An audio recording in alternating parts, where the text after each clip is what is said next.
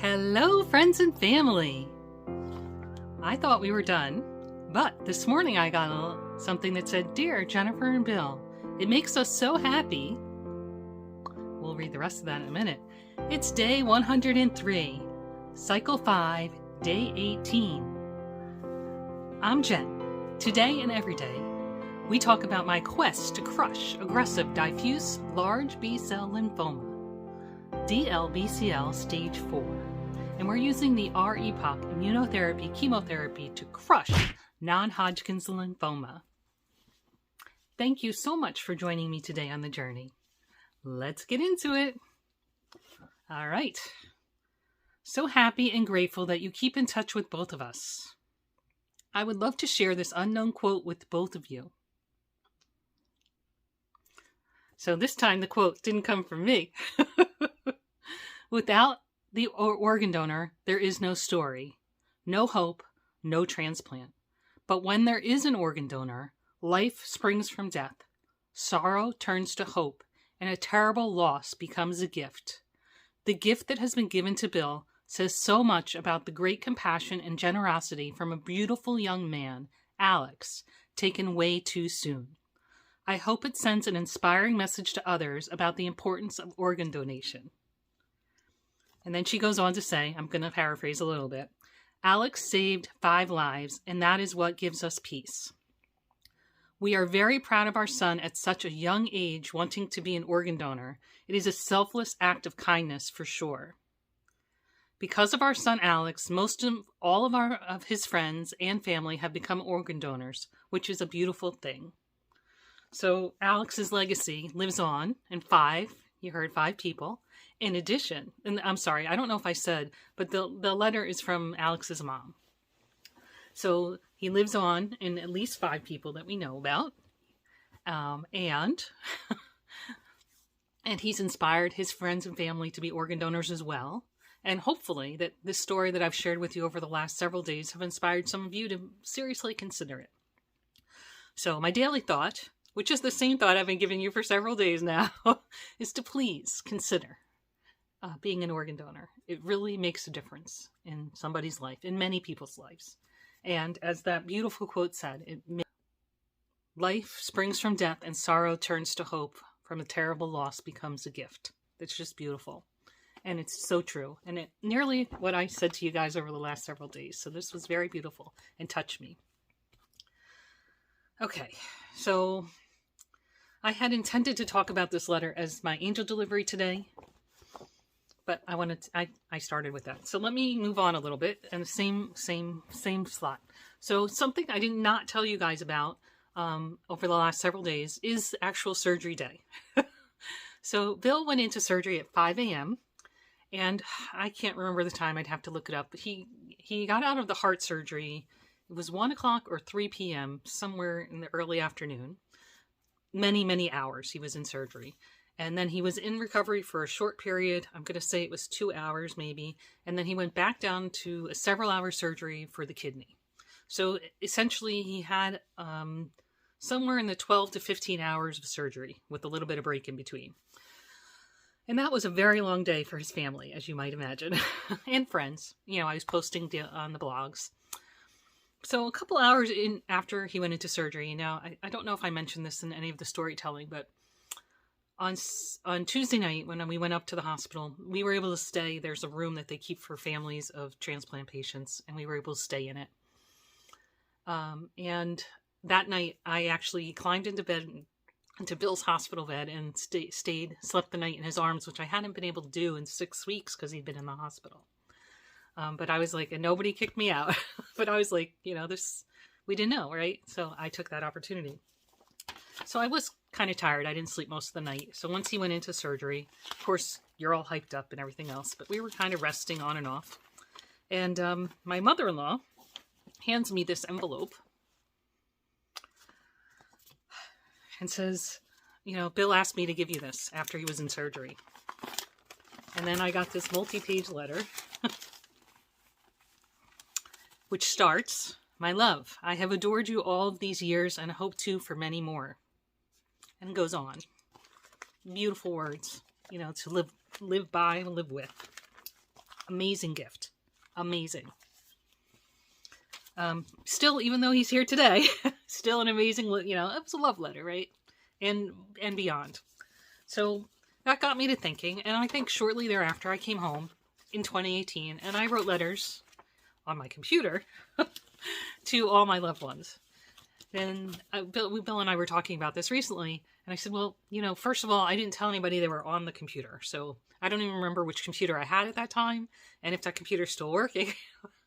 And then second, I think that the fact that this is handwritten makes it more beautiful, right? Because it's handwritten. So I have made a commitment to myself, and I would invite you all to do the same, to write a handwritten letter to your loved ones, and put it, not to give them, but to give them in the event that you are no longer, right? So this is something we see a lot with soldiers, right? They all write letters home just in case. But, tomorrow's not guaranteed for any of us, honestly. So why don't we all write letters just in case? And, if you have a firebox or a safety deposit box, all those letters can go in there, only to be opened in the event that you're unavailable. And then they have that, right? They know how you felt. You had the opportunity to share your feelings and your pride and your whatever it is, right? It's all there for forevermore. And then I would further encourage you to revisit those letters every couple of years. So, gosh willing, right? I'm 52. Whatever letter I write today, I'm going to replace that for the next 20 years. Okay, that's fine. Or maybe you add on to the letter that you wrote, whatever the case is, however you feel about it, but that you revisit it regularly, once a year, once every other year, so that the message is pertinent. So I'm going to do that. And I would invite all of you to do that because, this was beautiful. And obviously he wrote these letters because we didn't know the outcome of the surgery. Was he going to survive it? Would he be injured or damaged in any way? This is a big surgery. It's a big deal surgery, right? You sign all those waivers. But I think we should all do it, right? And tomorrow is not guaranteed. Whether I had cancer or not, car accidents and any number of accidents, and you just don't know what's going to happen. And leaving something like that for your loved ones, what a beautiful gift, right? That they know how you felt. Really know how you felt in your heart. So that's my comment. We should not wait to handwrite. You store it someplace and revise it yearly or bi-yearly. That is our homework for today. How do you feel about that? Give me some comments down below. I think it's a great idea. I'm going to try and do it. And then I was thinking, do I try and write them all at once, sit down over the course of a week or two and do it? Or do I write it every year on each person's birthday, or update it for their birthday and the week prior to their birthday, so that it's kind of a rolling thing so I don't have all the letters to write at once? I don't know. I have to give that some thought. I live a very blessed life. I have a lot of people I love, and who love me. So I have a long list of people to write for. I think, well, you get the idea. So that's my thought for today. All right. How am I? I'm doing okay. I can't complain. Overall, the fatigue, I think the fatigue is gone. I don't have I guess I still don't feel the get up and go that I had. So I'm not sure if that's just gone for now because of the treatments cumulatively. And maybe over the course of the next week, I'll get some of that back. I'm not sure. But overall, I feel pretty good. I'm going to go with the battery charge to about 90%. How's that? That's pretty good. That's not bad. If your phone charges 90%, you'd be fairly happy, right? Oh my goodness. All right. So Angel Delivery. Angel Delivery is Alex's mom's letter. That was beautiful and uplifting for me, and I hope for you as well. Doctor news. I did text my doctor this morning. I told you yesterday it was scheduled. He texted me back and said, okay, he's okay to move it. And I got a call this afternoon from the office. We've moved it to April 9th at 9 a.m. It's my next chemo treatment. So I got an extra week off.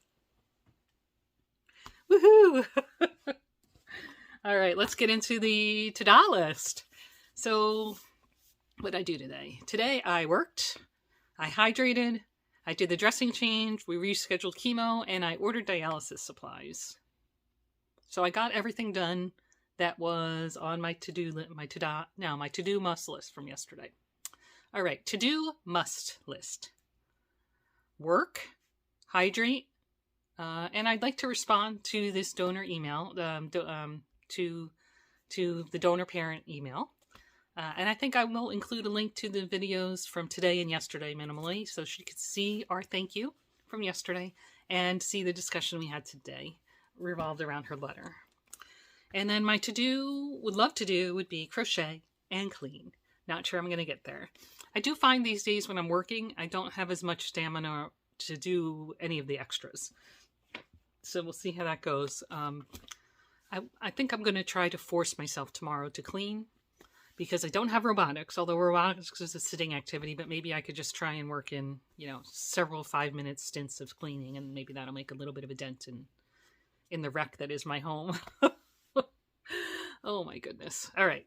So that's my to-do list and my to-do list. I also was able to walk about a mile on Charity Miles, and it recorded. Double thumbs up.